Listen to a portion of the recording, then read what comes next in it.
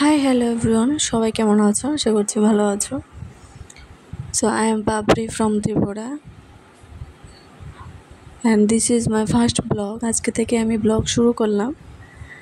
তো জানি না কেমন হবে বা কেমন হয়েছে। ভুল ত্রুটি বা বাকি ওই সব কিছু তোমরা মেনে নিও। আর আমার চ্যানেলে তোমার অনেক অনেক অনেক অনেক স্বাগত সবাইকে।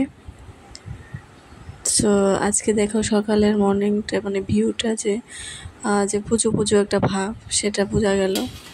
তো আমি ব্রাশ টাশ করে চলে এসেছি, যাই কাজ সেটা ছিল রান্না করা। ছেলেকে স্কুলে পাঠিয়ে দিলাম, স্কুলে পাঠিয়ে এবার আমি রান্না বসিয়েছি, ভাত হয়ে গেছে, ছেলেকে ভাত খাইয়ে দিয়েছি। তো আজকে আমি রান্না করব ডিম আর ডিমের কোরমা, যদিও কিন্তু আমি সঙ্গে একটু আলু দেব, কারণ আলু ছাড়া আমার ছেলে খেতে চায় না। তো ডিমগুলি ভেজে নিয়েছি প্রথমে আমি, এবার আমি আলুগুলোকে ভাজবো। তো এই যে আলুগুলি আমি হলুদ আর নুন মেখে নিয়েছিলাম, তো এবার এই নুন হলুদ মাখা আলুগুলি এবার একটু ভেজে নেব, ঠিক আছে। আর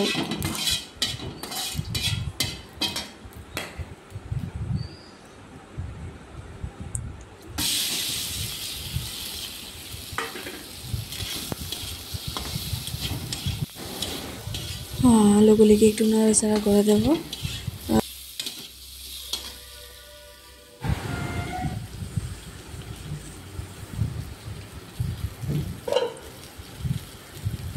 আর একটু তেল দিয়ে দিলাম। এদিকে ডোডোর খাবার বসিয়েছি, দেখো চিকেন সিদ্ধ, ঠিক আছে। তো ওর খাবারটাও হয়ে যাচ্ছে। এবার আলুগুলি আমার ভাজা হয়ে গেল, এবার আলুগুলিকে আমি নামিয়ে নেব।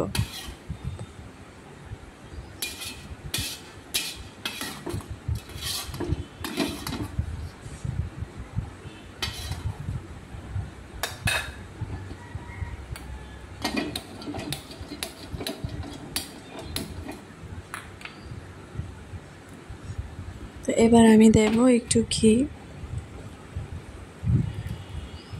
বেশি দেব না, অল্পই দিয়েছি। তো একটু ঘি দিলাম, তারপর দেব তেল। আমি সরিষার তেলই খাই, সাদা তেলটা ভাজির জন্য ইউজ করি।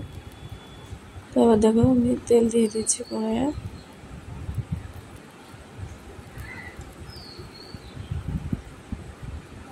এবার এখানে দেখো এখানে আছে তো কুরমা বানানোর জন্য মেনলি হচ্ছে পেঁয়াজ বাটা, যেটা আমি এখানে করে রেখেছি, মিক্সচার। আর এখানে মশলা, আদা রসুন আর মরিচ, জিরে ধনে, ঠিক আছে। এটা হচ্ছে ডোডোর মাংস ছিল। তো এবার আমি এখানে নিয়েছি একটা তেজপাতা, গোটা এলাচ, গোটা লং, তো এবার আর দারচিনি আর তিন চারটে গোলমরিচ। তো এটাকে আমি কড়াইতে দিয়ে দিলাম। তো এটা একটু ভাজা পরে তারপর আমি কড়াইতে ঢেলে দেবো আমার সেই পেঁয়াজ বাটাটা, ঠিক আছে।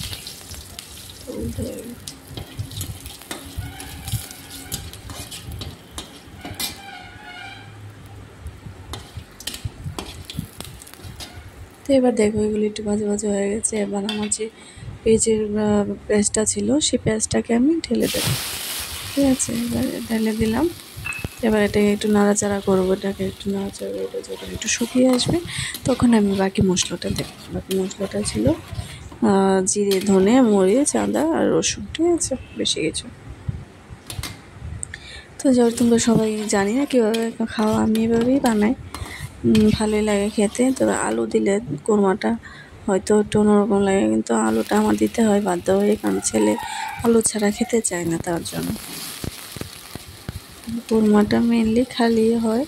তো এবার দেখো আমি এই পেঁয়াজ বাটাটাকে একটু নাড়াচাড়া করে এটা যখন শুকিয়ে আসবে, মানে জলটা যখন একটু শুকাবে, তখন এবার মশলাটা দিয়ে দিলাম। মশলাটা দিয়ে নাড়াচাড়া করে লবণ দিলাম, হলুদ দেবো এখন।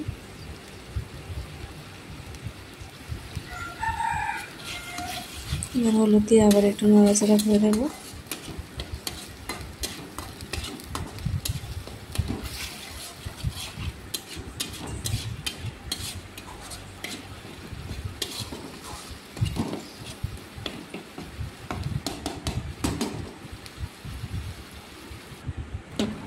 তো তো এবার দেখো আমি নাড়াচাড়া করে আলুটি দিয়ে দিয়েছিলাম, আলু দিয়ে তারপর চুল দিয়ে এবার ডিমগুলি দিয়ে দিয়েছি। তো এবার লাস্ট একটু গরম মশলা গুঁড়ো দিয়ে আমি এটাকে নামিয়ে নেব। তো রেডি হয়ে গেছে আমার ডিমের তরকারি কোরমা। তো ভালো লাগলে লাইক কমেন্ট শেয়ার করে দিও। বাই।